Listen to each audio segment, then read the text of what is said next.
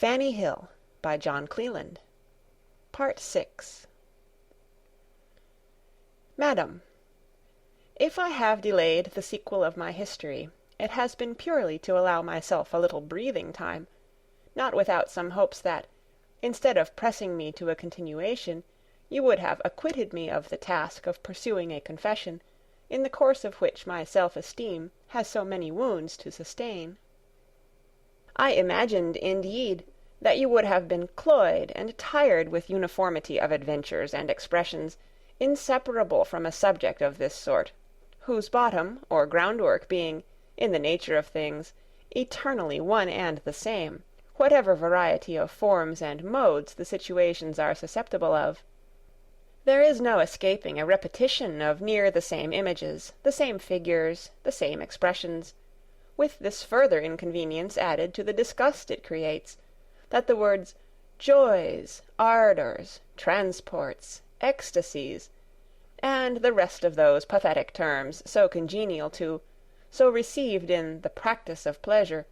flatten and lose much of their due spirit and energy by the frequency they indispensably recur with, in a narrative of which that practice professedly composes the whole basis. I must therefore trust to the candour of your judgment, for your allowing for the disadvantage I am necessarily under in that respect, and to your imagination and sensibility, the pleasing task of repairing it by their supplements, where my descriptions flag or fail. The one will readily place the pictures I present before your eyes, the other give life to the colours where they are dull, or worn with too frequent handling. What you say, besides, by way of encouragement, concerning the extreme difficulty of continuing so long in one strain, in a mean tempered with taste, between the revoltingness of gross, rank, and vulgar expressions, and the ridicule of mincing metaphors and affected circumlocutions, is so sensible, as well as good-natured, that you greatly justify me to myself for my compliance with a curiosity that is to be satisfied so extremely at my expense. Resuming now where I broke off in my last, I am in my way to remark to you that it was late in the evening before I arrived at my new lodgings, and Mrs. Cole, after helping me to range and secure my things, spent the whole evening with me in my apartment, where we supped together, in giving me the best advice and instruction with regard to this new stage of my profession I was now to enter upon. And passing thus from a private devotee to pleasure into a public one, to become a more general good, with all the advantages requisite to put my person out to use, either for interest or pleasure, or both. But then she observed, as I was a kind of new face upon the town, that it was an established rule, and part of trade, for me to pass for a maid, and to dispose of myself as such on the first good occasion, without prejudice, however, to such diversions as I might have a mind to in the interim, for that nobody could be a greater enemy than she was to the losing of time. That she would, in the meantime, do her best to find out a proper person, and would undertake to manage this nice point for me, if I would accept of her aid and advice to such good purpose that,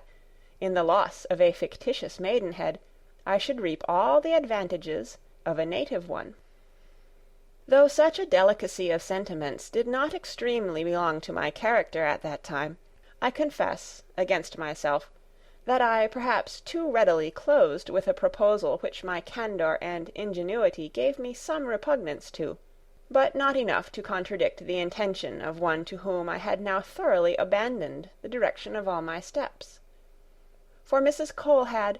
I do not know how, unless by one of those unaccountable, invincible sympathies that, nevertheless, form the strongest links, especially of female friendship, won and got entire possession of me.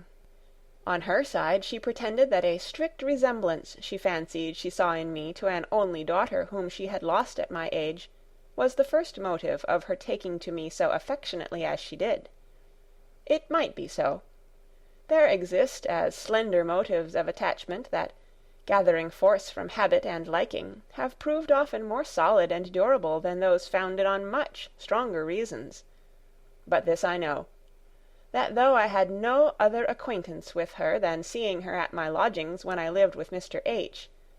where she had made errands to sell me some millinery ware, she had by degrees insinuated herself so far into my confidence that I threw myself blindly into her hands, and came at length to regard, love, and obey her implicitly, and, to do her justice, I never experienced at her hands other than a sincerity of tenderness, and care for my interest, hardly heard of in those of her profession. We parted that night, after having settled a perfect unreserved agreement, and the next morning Mrs. Cole came and took me with her to her house for the first time. Here, at the first sight of things, I found everything breathed an air of decency, modesty, and order. In the outer parlour, or rather shop, sat 3 young women, very demurely employed on millinery work, which was the cover of a traffic in more precious commodities, but 3 beautifuller creatures could hardly be seen. 2 of them were extremely fair, the eldest not above 19, and the third, much about that age, was a piquant brunette, whose black sparkling eyes and perfect harmony of features and shape left her nothing to envy in her fairer companions. Their dress, too, had the more design in it, the less it appeared to have, being in a taste of uniform correct neatness and elegant simplicity. These were the girls that composed the small domestic flock, which my governess trained up with surprising order and management, considering the giddy wildness of young girls once got upon the loose. But then she never continued any in her house whom, after a due novitiate, she found untractable, or unwilling to comply with the rules of it. Thus had she insensibly formed a little family of love, in which the members found so sensibly their account, in a rare alliance of pleasure with interest, and of a necessary outward decency with unbounded secret liberty, that Mrs. Cole, who had picked them as much for their temper as their beauty, governed them with ease to herself and them too. To these new pupils, then, of hers, whom she had prepared, she presented me as a new boarder, and one that was to be immediately admitted to all the intimacies of the house, upon which these charming girls gave me all the marks of a welcome reception, and indeed of being perfectly pleased with my figure, that I could possibly expect from any of my own sex. But they had been effectually brought to sacrifice all jealousy or competition of charms to a common interest, and considered me a partner that was bringing no despicable stock of goods into the trade of the house. They gathered round me, viewed me on all sides, and as my admission into this joyous troop made a little holiday, the show of work was laid aside, and Mrs. Cole, giving me up with special recommendation to their caresses and entertainment, went about her ordinary business of the house. The sameness of our sex, age, profession, and views soon created as unreserved a freedom and intimacy as if we had been for years acquainted. They took and showed me the house, their respective apartments, which were furnished with every article of conveniency and luxury, and above all a spacious drawing-room, where a select revelling band usually met, in general parties of pleasure, the girls supping with their sparks, and acting their wanton pranks with unbounded licentiousness, whilst a defiance of awe, modesty, or jealousy were their standing rules, by which, according to the principles of their society, whatever pleasure was lost on the side of sentiment was abundantly made up to the senses in the poignancy of variety, and the charms of ease and luxury. The authors and supporters of this secret institution would, in the height of their humours, style themselves the restorers of the golden age and its simplicity of pleasures, before their innocence became so unjustly branded with the names of guilt and shame. As soon then as the evening began, and the show of a shop was shut, the academy opened, the mask of mock modesty was completely taken off, and all the girls delivered over to their respective calls of pleasure or interest with their men, and none of that sex was promiscuously admitted, but only such as Mrs. Cole was previously satisfied with their character and discretion. In short, this was the safest, politest, and, at the same time, the most thorough house of accommodation in town, everything being conducted so that decency made no entrenchment upon the most libertine pleasures, in the practice of which, too, the choice familiars of the house had found the secret so rare and difficult of reconciling even all the refinements of taste and delicacy with the most gross and determinate gratifications of sensuality. After having consumed the morning in the endearments and instructions of my new acquaintance, we went to dinner, when Mrs. Cole, presiding at the head of her club, gave me the first idea of her management and address in inspiring these girls with so sensible a love and respect for her. There was no stiffness, no reserve, no airs of pique or little jealousies, but all was unaffectedly gay, cheerful, and easy.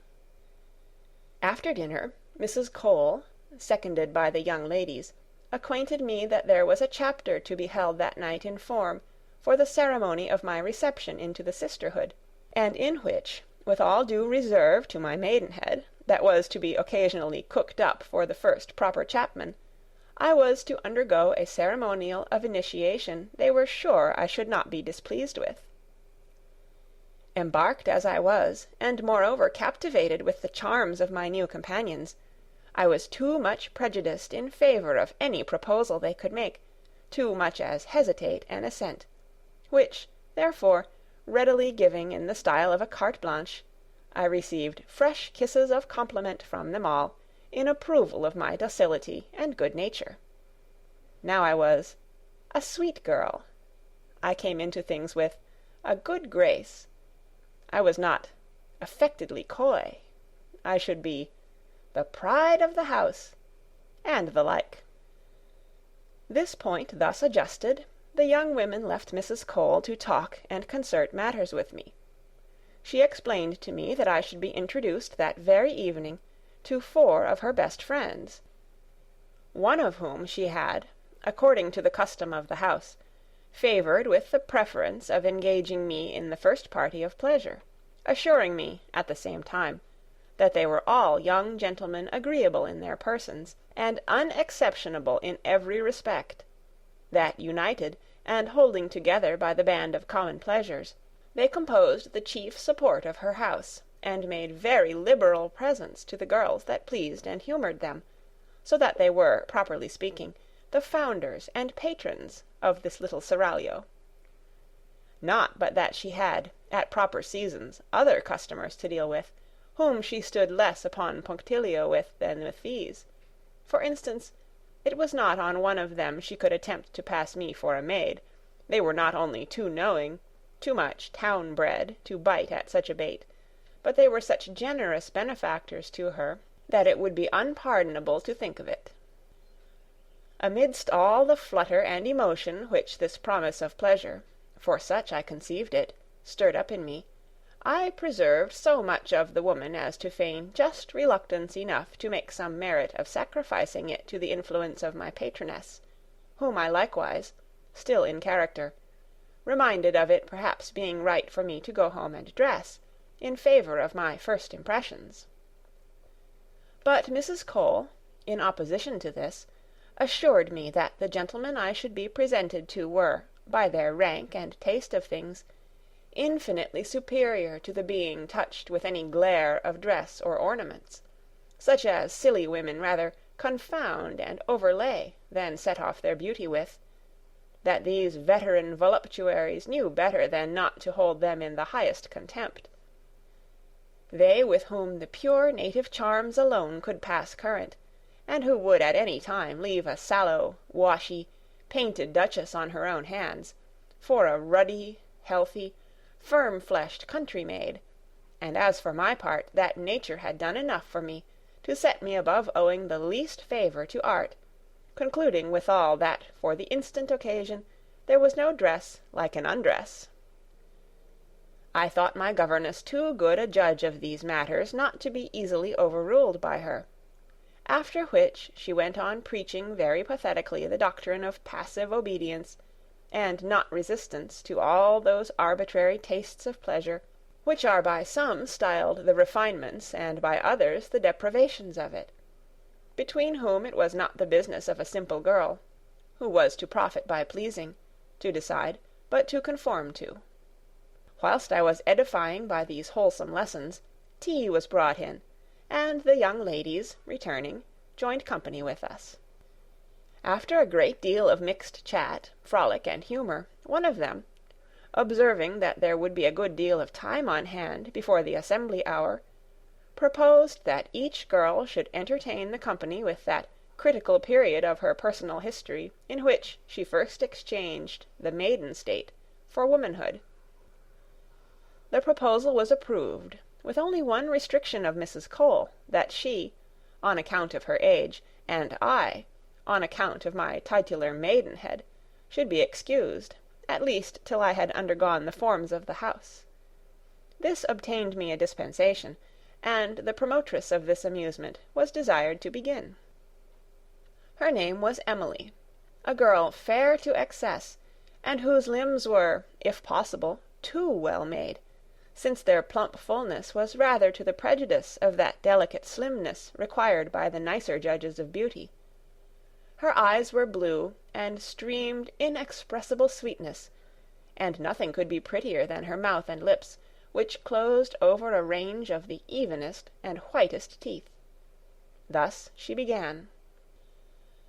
Neither my extraction nor the most critical adventure of my life is sublime enough to impeach me of any vanity in the advancement of the proposal you have approved of. My father and mother were, and, for aught I know, are still, farmers in the country, not above 40 miles from town. Their barbarity to me, in favour of a son on whom only they vouchsafed to bestow their tenderness, had 1,000 times determined me to fly their house, and throw myself on the wide world, but, at length, an accident forced me on this desperate attempt at the age of 15. I had broken a china bowl, the pride and idol of both their hearts, and as an unmerciful beating was the least I had to depend on at their hands, in the silliness of those tender years I left the house, and, at all adventures,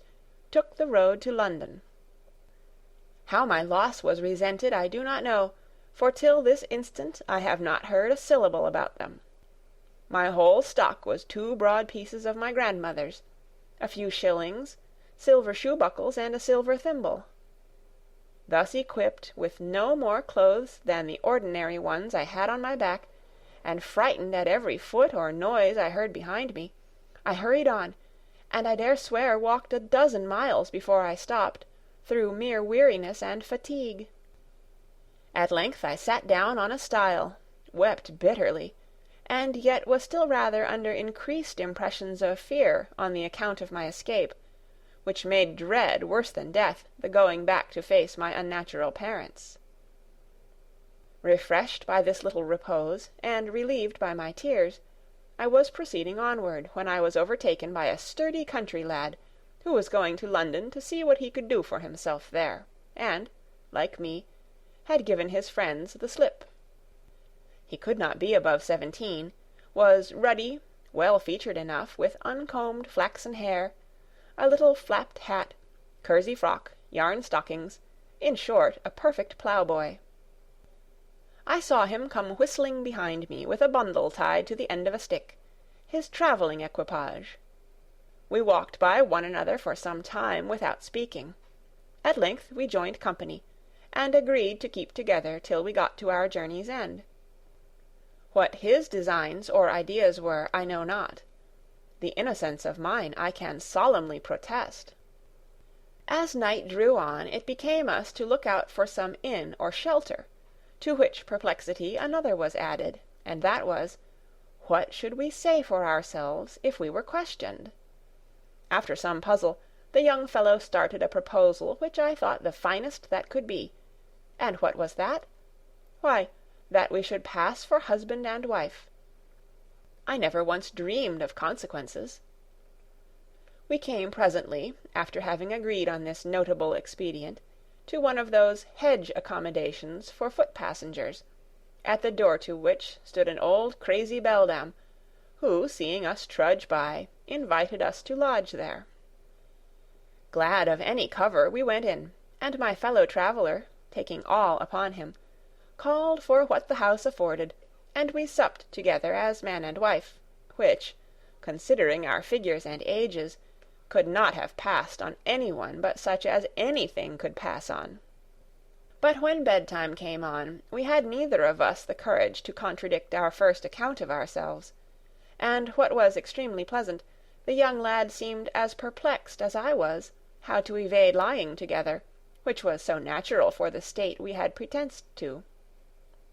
Whilst we were in this quandary, the landlady takes the candle and lights us to our apartment, through a long yard, at the end of which it stood, separate from the body of the house. Thus we suffered ourselves to be conducted, without saying a word in opposition to it, and there, in a wretched room, with a bed answerable, we were left to pass the night together, as a thing quite of course.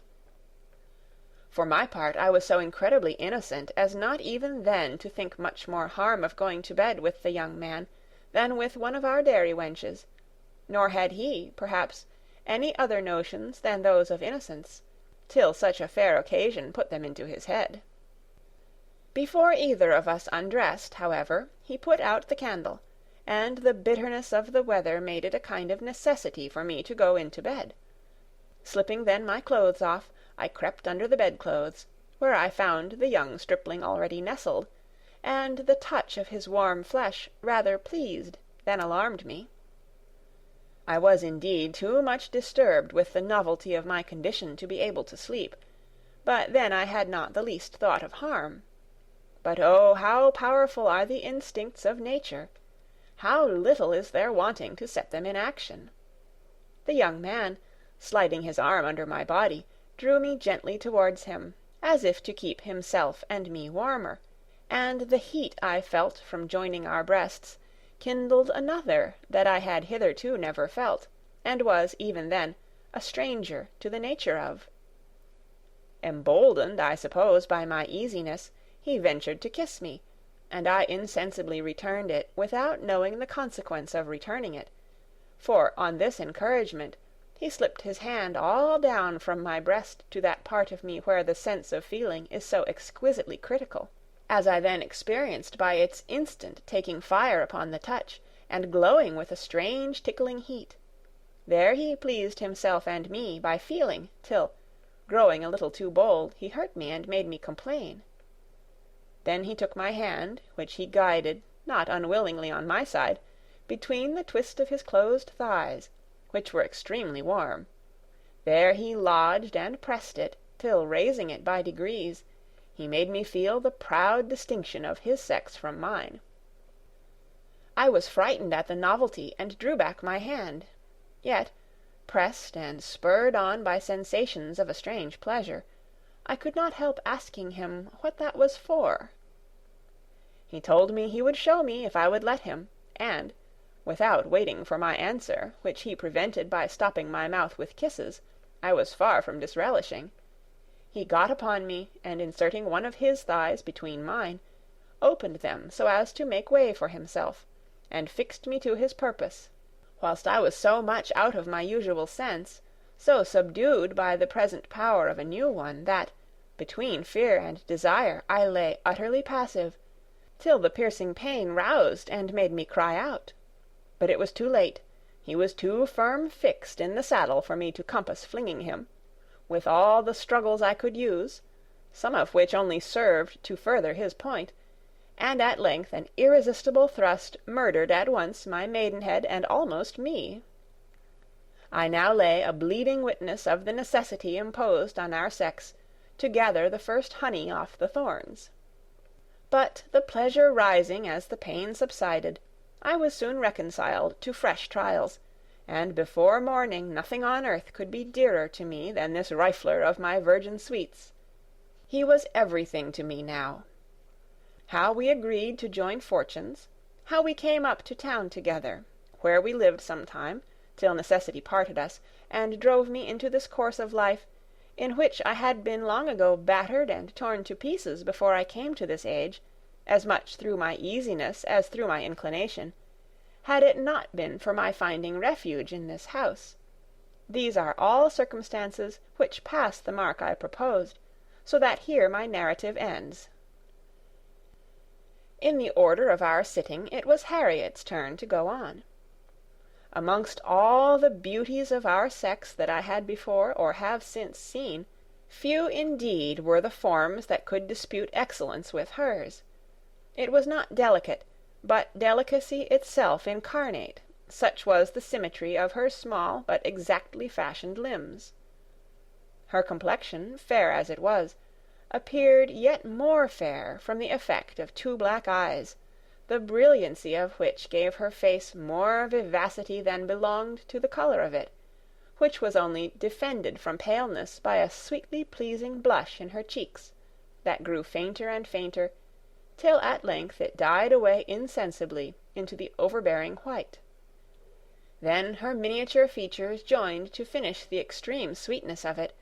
which was not belied by that of temper turned to indolence, languor, and the pleasures of love. Pressed to subscribe her contingent, she smiled, blushed a little, and thus complied with our desires. My father was neither better nor worse than a miller near the city of York, and both he and my mother dying whilst I was an infant, I fell under the care of a widow and childless aunt, housekeeper to my Lord at his seat in the county of , where she brought me up with all imaginable tenderness. I was not 17, as I am not now 18, before I had, on account of my person purely, for fortune I had notoriously none, several advantageous proposals. But whether nature was slow in making me sensible in her favourite passion, or that I had not seen any of the other sex who had stirred up the least emotion or curiosity to be better acquainted with it, I had, till that age, preserved a perfect innocence, even of thought, whilst my fears of I did not well know what made me no more desirous of marrying than of dying. My aunt, good woman, favoured my timorousness, which she looked on as childish affection, that her own experience might probably assure her would wear off in time, and gave my suitors proper answers for me. The family had not been down at that seat for years, so that it was neglected and committed entirely to my aunt, and two old domestics to take care of it. Thus I had the full range of a spacious lonely house and gardens, situate at about half a mile distance from any other habitation, except, perhaps, a straggling cottage or so. Here in tranquillity and innocence I grew up without any memorable accident, till one fatal day I had, as I had often done before, left my aunt fast asleep, and secure for some hours after dinner, and resorting to a kind of ancient summer-house, at some distance from the house, I carried my work with me, and sat over a rivulet, which its door and window faced upon. Here I fell into a gentle breathing slumber, which stole upon my senses, as they fainted under the excessive heat of the season at that hour. A cane couch, with my work-basket for a pillow, were all the conveniences of my short repose, for I was soon awaked and alarmed by a flounce and the noise of splashing in the water. I got up to see what was the matter, and what indeed should it be but the son of a neighbouring gentleman, as I afterwards found, for I had never seen him before, who had strayed that way with his gun, and, heated by his sport, and the sultriness of the day, had been tempted by the freshness of the clear stream, so that presently stripping he jumped into it on the other side, which bordered on a wood, some trees whereof inclined down to the water, formed a pleasing shady recess, commodious to undress and leave his clothes under. My first emotions at the sight of this youth, naked in the water, were, with all imaginable respect to truth, those of surprise and fear, and, in course, I should immediately have run out, had not my modesty, fatally for itself, interposed the objection of the door and window being so situated that it was scarce possible to get out and make my way along the bank of the house without his seeing me, which I could not bear the thought of, so much ashamed and confounded was I at having seen him. Condemned then to stay till his departure should release me, I was greatly embarrassed how to dispose of myself. I kept some time betwixt terror and modesty, even from looking through the window, which being an old-fashioned casement, without any light behind me, could hardly betray anyone's being there to him from within. Then the door was so secure that, without violence or my own consent, there was no opening it from without. But now, by my own experience, I found it too true that objects which affright us, when we cannot get from them, draw our eyes as forcibly as those that please us. I could not long withstand that nameless impulse which, without any desire of this novel sight, compelled me towards it. Emboldened too by my certainty of being at once unseen and safe, I ventured by degrees to cast my eyes on an object so terrible and alarming to my virgin modesty as a naked man. But as I snatched a look, the first gleam that struck me was in general the dewy lustre of the whitest skin imaginable, which the sun playing upon made the reflection of it perfectly beamy. His face, in the confusion I was in, I could not well distinguish the lineaments of, any farther than that there was a great deal of youth and freshness in it. The frolic and various play of all his polished limbs, as they appeared above the surface, in the course of his swimming or wantoning with the water, amused and insensibly delighted me. Sometimes he lay motionless on his back, water-borne, and dragging after him a fine head of hair that, floating, swept the stream in a bush of black curls. Then the overflowing water would make a separation between his breast and glossy white belly, at the bottom of which I could not escape observing so remarkable a distinction as a black mossy tuft, out of which appeared to emerge a round, softish, limber, white something, that played every way with ever the least motion or whirling eddy. I cannot say but that part chiefly, by a kind of natural instinct, attracted, detained, captivated my attention. It was out of the power of all my modesty to command my eye away from it, and seeing nothing so very dreadful in its appearance, I insensibly locked away all my fears. But as fast as they gave way, new desires and strange wishes took place, and I melted as I gazed. The fire of nature, that had so long lain dormant or concealed, began to break out, and made me feel my sex the first time. He had now changed his posture, and swam prone on his belly, striking out with his legs and arms, finer modelled than which could not have been cast, whilst his floating locks played over a neck and shoulders whose whiteness they delightfully set off. Then the luxuriant swell of flesh that rose from the small of his back, and terminated its double cope at where the thighs are sent off, perfectly dazzled one with its watery, glistening gloss. By this time I was so affected by this inward involution of sentiments, so softened by this sight, that now, betrayed into a sudden transition from extreme fears to extreme desires, I found these last so strong upon me, the heat of the weather too perhaps conspiring to exalt their rage, that nature almost fainted under them. Not that I so much as knew precisely what was wanting to me. My only thought was that so sweet a creature as this youth seemed to me could only make me happy, but then, the little likelihood there was of compassing an acquaintance with him, or perhaps of ever seeing him again, dashed my desires, and turned them into torments. I was still gazing with all the powers of my sight on this bewitching object, when, in an instant, down he went. I had heard of such things as a cramp seizing on even the best swimmers, and occasioning their being drowned, and imagining this so sudden eclipse to be owing to it, the inconceivable fondness this unknown lad had given birth to distracted me with the most killing terrors, insomuch that my concern giving the wings, I flew to the door, opened it, ran down to the canal, guided thither by the madness of my fears for him, and the intense desire of being an instrument to save him, though I was ignorant how, or by what means to effect it. But was it for fears and a passion so sudden as mine to reason?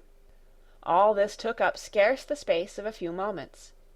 I had then just life enough to reach the green borders of the water-piece, where, wildly looking round for the young man, and missing him still, my fright and concern sunk me down in a deep swoon, which must have lasted me some time, for I did not come to myself till I was roused out of it by a sense of pain that pierced me to the vitals, and awakened me to the most surprising circumstance of finding myself not only in the arms of this very same young gentleman I had been so solicitous to save, but taken at such an advantage in my unresisting condition that he had actually completed his entrance into me so far, that weakened as I was by all the preceding conflicts of mind I had suffered, and struck dumb by the violence of my surprise, I had neither the power to cry out nor the strength to disengage myself from his strenuous embraces, before, urging his point, he had forced his way and completely triumphed over my virginity, as he might now as well see by the streams of blood that followed his drawing out, as he had felt by the difficulties he had met with consummating his penetration.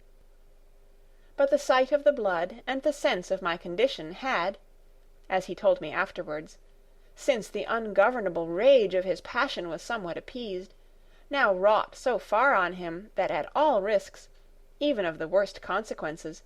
he could not find in his heart to leave me and make off, which he might easily have done.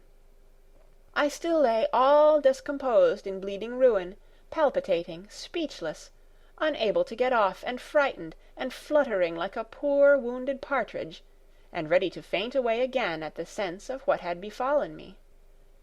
The young gentleman was by me, kneeling, kissing my hand, and with tears in his eyes beseeching me to forgive him, and offering all the reparation in his power. It is certain that could I, at the instant of regaining my senses, have called out, or taken the bloodiest revenge, I would not have struck at it. The violation was attended to with such aggravating circumstances, though he was ignorant of them, since it was to my concern for the preservation of his life that I owed my ruin. But how quick is the shift of passions from one extreme to another, and how little are they acquainted with the human heart who dispute it! I could not see this amiable criminal, so suddenly the first object of my love, and as suddenly of my just hate, on his knees, bedewing my hand with his tears, without relenting. He was still stark naked, but my modesty had been already too much wounded, in essentials, to be so much shocked as I should have otherwise been with appearances only. In short, my anger ebbed so fast, and the tide of love returned so strong upon me, that I felt it a point of my own happiness to forgive him. The reproaches I made him were murmured in so soft a tone, my eyes met his with such glances, expressing more languor than resentment, that he could not but presume his forgiveness was at no desperate distance, but still he would not quit his posture of submission, till I had pronounced his pardon in form, which after the most fervent entreaties, protestations, and promises, I had not the power to withhold. On which, with the utmost marks of a fear of again offending, he ventured to kiss my lips, which I neither declined nor resented, but on my mild expostulations with him upon the barbarity of his treatment, he explained the mystery of my ruin, if not entirely to the clearance, at least much to the alleviation of his guilt, in the eyes of a judge so partial in his favour as I was grown. It seems that the circumstance of his going down or sinking, which in my extreme ignorance I had mistaken for something very fatal, was no other than a trick of diving which I had not ever heard, or at least attended to, the mention of, and he was so long-breathed at it, that in the few moments in which I ran out to save him, he had not yet emerged, before I fell into the swoon, in which, as he rose, seeing me extended on the bank, his first idea was that some young woman was upon some design of a frolic or diversion with him, for he knew I could not have fallen asleep there without his having seen me before;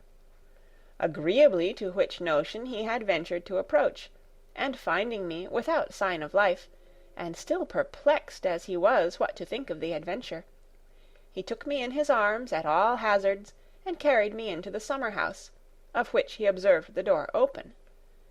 There he laid me down on the couch, and tried, as he protested in good faith, by several means to bring me to myself again, till fired, as he said, beyond all bearing by the sight and touch of several parts of me which were unguardedly exposed to him, he could no longer govern his passion, and the less, as he was not quite sure that his first idea of this swoon being a feint was not the very truth of the case. Seduced then by this flattering notion, and overcome by the present, as he styled them, superhuman temptations, combined with the solitude and seeming security of the attempt, he was not enough his own master not to make it. Leaving me then just only whilst he fastened the door, he returned with redoubled eagerness to his prey, when, finding me still entranced, he ventured to place me as he pleased, whilst I felt no more than the dead what he was about, till the pain he put me to roused me just in time enough to be witness of a triumph I was not able to defeat, and now scarce regretted, for as he talked, the tone of his voice sounded, methought, so sweetly in my ears, the sensible nearness of so new and interesting an object to me wrought so powerfully upon me, that, in the rising perception of things in a new and pleasing light, I lost all sense of the past injury. The young gentleman soon discerned the symptoms of a reconciliation in my softened looks, and hastening to receive the seal of it from my lips, pressed them tenderly to pass his pardon in the return of a kiss so melting fiery, that the impression of it being carried to my heart, and thence to my new discovered sphere of Venus, I was melted into a softness that could refuse him nothing. When now he managed his caresses and endearments so artfully as to insinuate the most soothing consolations for the past pain, and the most pleasing expectations of future pleasure, but whilst mere modesty kept my eyes from seeing his and rather declined them, I had a glimpse of that instrument of the mischief which was now, obviously even to me, who had scarce had snatches of a comparative observation of it, resuming its capacity to renew it, and grew greatly alarming with its increase of size, as he bore it no doubt designedly, hard and stiff against one of my hands, carelessly dropped. But then he employed such tender prefacing, such winning progressions, that my returning passion of desire being now so strongly prompted by the engaging circumstances of the sight and incendiary touch of his naked glowing beauties, I yielded at length the force of the present impressions, and he obtained of my tacit blushing consent all the gratifications of pleasure left in the power of my poor person to bestow, after he had cropped its richest flower, during my suspension of life and abilities to guard it. Here, according to the rule laid down, I should stop, but I am so much in motion that I could not if I would. I shall only add, however, that I got home without the least discovery or suspicion of what had happened. I met my young ravisher several times after, whom I now passionately loved, and who, though not of age to claim a small but independent fortune, would have married me, but as the accidents that prevented it, and their consequences which threw me on the public, contain matters too moving and serious to introduce at present, I cut short here. Louisa, the brunette whom I mentioned at first, now took her turn to treat the company with her history. I have already hinted to you the graces of her person, than which nothing could be more exquisitely touching. I repeat touching, as a just distinction from striking, which is ever a less lasting effect, and more generally belongs to the fair complexions. But leaving that decision to every one's taste, I proceed to give you Louisa's narrative, as follows. According to practical maxims of life, I ought to boast of my birth, since I owe it to pure love, without marriage. But this I know,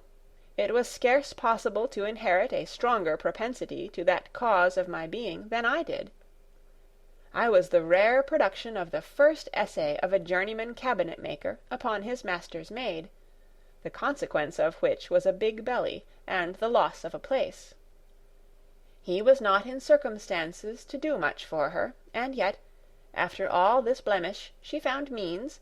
after she had dropped her burthen, and disposed of me to a poor relation's in the country,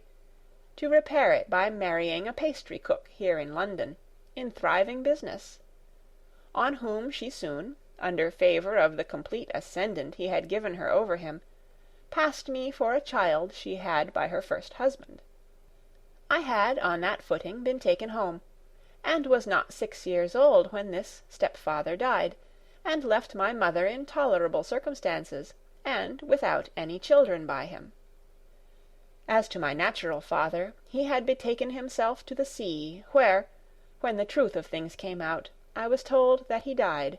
not immensely rich, you may think, since he was no more than a common sailor. As I grew up, under the eyes of my mother, who kept on the business, I could not but see, in her severe watchfulness, the marks of a slip which she did not care should be hereditary. But we no more choose our passions than our features or complexion, and the bent of mine was so strong to the forbidden pleasure, that it got the better, at length, of all her care and precaution. I was scarce 12 years old before that part which she wanted so much to keep out of harm's way made me feel its impatience to be taken notice of, and come into play. Already had it put forth the signs of forwardness, in the sprout of a soft down over it, which had often flattered, and I might also say grown under my constant touch and visitation, so pleased was I with what I took to be a kind of title to womanhood. That state I pined to be entered of, for the pleasures I conceived were annexed to it. And now the growing importance of that part to me, and the new sensations in it, demolished at once all my girlish playthings and amusements. Nature now pointed me strongly to more solid diversions, while all the stings of desire settled so fiercely in that little centre of them, that I could not mistake the spot I wanted a playfellow in. I now shunned all company in which there was no hopes of coming at the object of my longings, and used to shut myself up, to indulge in solitude some tender meditation on the pleasures I strongly perceived the overture of, in feeling and examining what nature assured me must be the chosen avenue, the gates for unknown bliss to enter at, that I panted after. But these meditations only increased my disorder, and blew the fire that consumed me. I was yet worse when, yielding at length to the insupportable irritations of the little fairy charm that tormented me, I seized it with my fingers, teasing it to no end. Sometimes in the furious excitations of desire I threw myself on the bed, spread my thighs abroad, and lay as it were expecting the longed-for relief, till, finding my illusion, I shut and squeezed them together again, burning and fretting. In short, this devilish thing, with its impetuous girds and itching fires, led me such a life that I could neither night nor day be at peace with it or myself. In time, however, I thought I had gained a prodigious prize, when, figuring to myself that my fingers were something of the shape of what I pined for, I worked my way in for one of them with great agitation and delight. Yet not without pain too did I deflower myself as far as it could reach, proceeding with such a fury of passion in this solitary and last shift of pleasure, as extended me at length breathless on the bed in an amorous melting trance. But frequency of use dulling the sensation, I soon began to perceive that this work was but a paltry shallow expedient that went but a little way to relieve me, and rather raised more flame than its dry and insignificant titillation could rightly appease. Man alone, I almost instinctively knew, as well as by what I had industriously picked up at weddings and christenings, was possessed of the only remedy that could reduce this rebellious disorder, but watched and overlooked as I was, how to come at it was the point, and that, to all appearance, an invincible one. Not that I did not rack my brains and invention how at once to elude my mother's vigilance, and procure myself the satisfaction of my impetuous curiosity and longings for this mighty and untasted pleasure. At length, however, a singular chance did at once the work of a long course of alertness. One day that we had dined at an acquaintance's over the way, together with a gentlewoman lodger that occupied the first floor of our house, there started an indispensable necessity for my mother's going down to Greenwich to accompany her. The party was settled, when I do not know what genius whispered me to plead a headache, which I certainly had not, against my being included in a jaunt that I had not the least relish for. The pretext, however, passed, and my mother, with much reluctance, prevailed with herself to go without me, but took particular care to see me safe home, where she consigned me into the hands of an old trusty maid-servant, who served in the shop, for we had not a male creature in the house. As soon as she was gone, I told the maid I would go up and lie down on our lodger's bed, mine not being made, with a charge to her at the same time not to disturb me, as it was only rest I wanted. This injunction probably proved of eminent service to me. As soon as I was got into the bedchamber, I unlaced my stays, and threw myself on the outside of the bedclothes, in all the loosest undress. Here I gave myself up to the old insipid privy shifts of my self-viewing, self-touching, self-enjoying, in fine to all the means of self-knowledge I could devise, in search of the pleasure that fled before me, and tantalized with that unknown something that was out of my reach. Thus all only served to inflame myself, and to provoke violently my desires, whilst the one thing needful to their satisfaction was not at hand, and I could have bit my fingers for representing it so ill. After then wearying and fatiguing myself with grasping shadows, whilst that most sensible part of me disdained to content itself with less than realities, the strong yearnings, the urgent struggles of nature towards the melting relief, and the extreme self-agitations I had used to come at it, had wearied and thrown me into a kind of unquiet sleep, for if I tossed and threw about my limbs in proportion to the distraction of my dreams, as I had reason to believe I did, a bystander could not have helped seeing all for love. And one there was, it seems, for waking out of my very short slumber, I found my hand locked in that of a young man, who was kneeling at my bedside, and begging my pardon for his boldness, but that being a son to the lady to whom this bedchamber, he knew, belonged, he had slipped by the servant of the shop, as he supposed, unperceived, when finding me asleep, his first ideas were to withdraw, but that he had been fixed and detained there by a power he could better account for than resist. What shall I say? My emotions of fear and surprise were instantly subdued by those of the pleasure I bespoke in great presence of mind from the turn this adventure might take. He seemed to me no other than a pitying angel dropped out of the clouds, for he was young and perfectly handsome, which was more than even I had asked for, man in general being all that my utmost desires had pointed at. I thought then I could not put too much encouragement into my eyes and voice. I regretted no leading advances, no matter for his after opinion of my forwardness, so it might bring him to the point of answering my pressing demands of my present case. It was not now with his thoughts but his actions that my business immediately lay.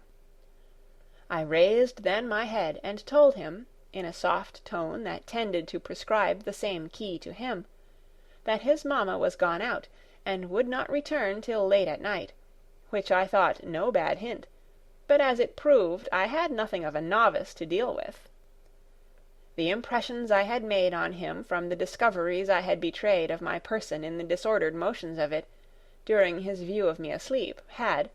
as he afterwards told me, so fixed and charmingly prepared him, that, had I known his dispositions, I had more to hope from his violence than to fear from his respect,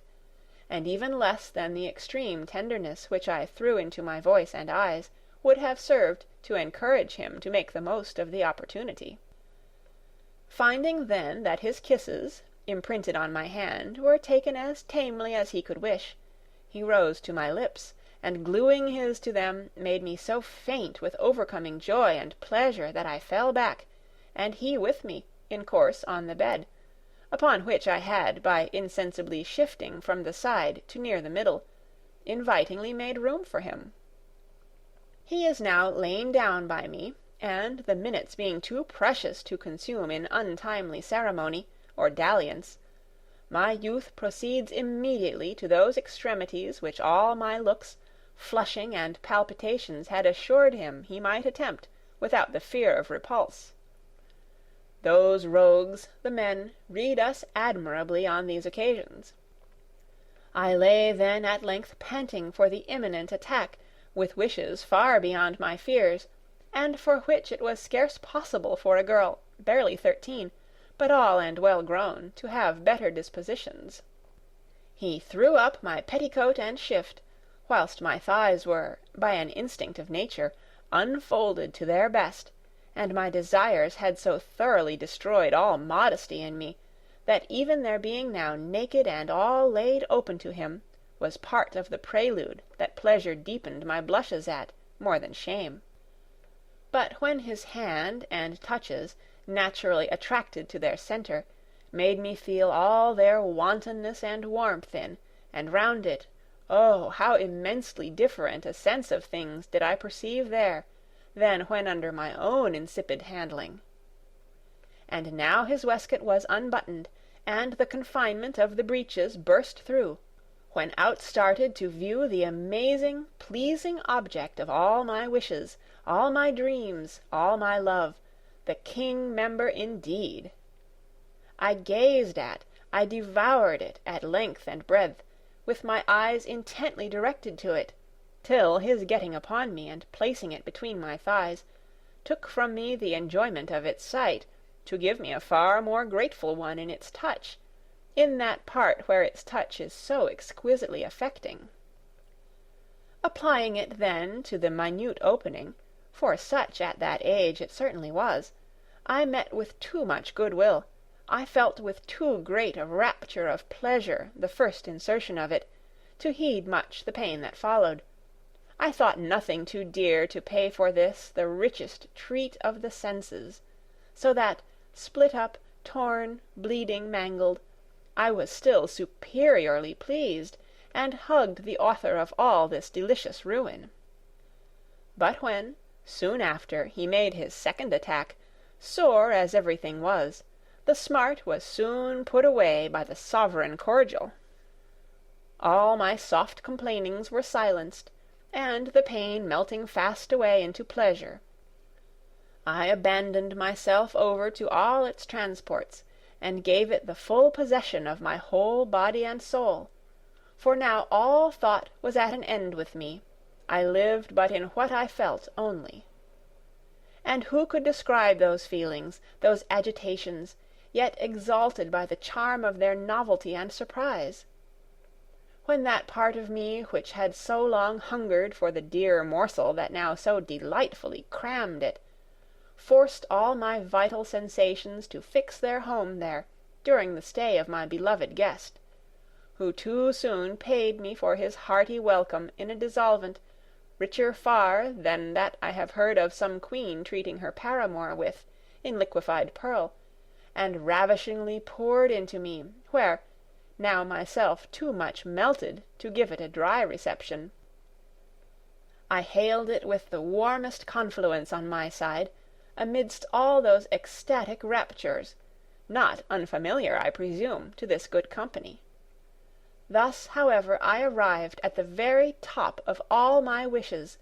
by an accident unexpected indeed, but not so wonderful, for this young gentleman was just arrived in town from college, and came familiarly to his mother at her apartment, where he had once before been, though by mere chance. I had not seen him,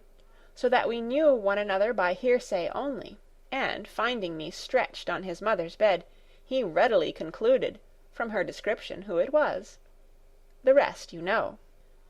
This affair had, however, no ruinous consequences, the young gentleman escaping then, and many more times undiscovered.